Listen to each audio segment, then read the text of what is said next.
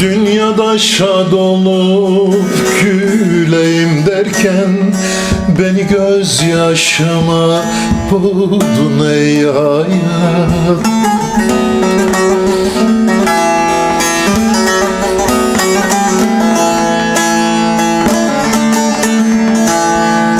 Yaşanacak güzel günler beklerken bana uğramadan geçtin ey hayat.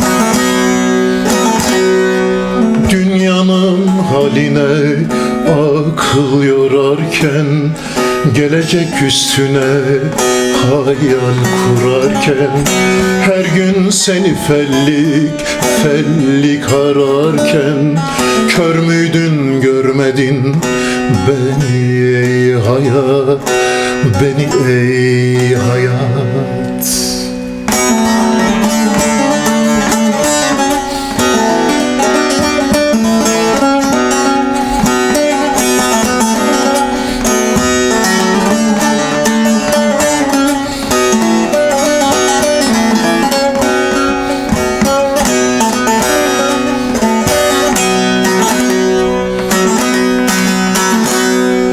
Sırtlanmış dünyayı dağlar aşardım, bir sevi uğruna ölür yaşardım.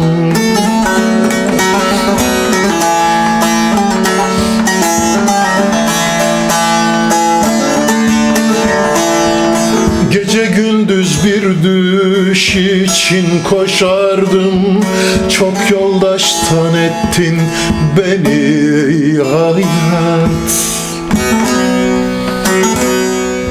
Bitmeyen bir hasret saklı bağrımda, yüreğimi koydum geldim ardında. Ayağım gurbette, aklım yurdumda, el kapılarında geçtin ey hayat, geçtin ey hayat.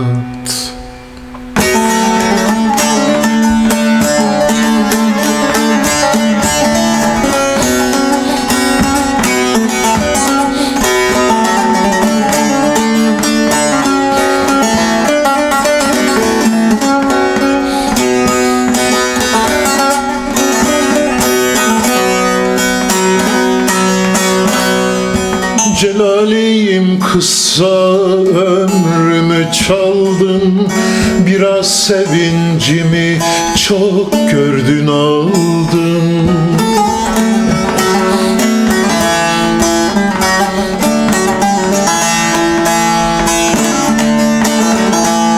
Son demlerim senin, şurada ne kaldın? Yaşanmadan geçtin gittin ey hayat.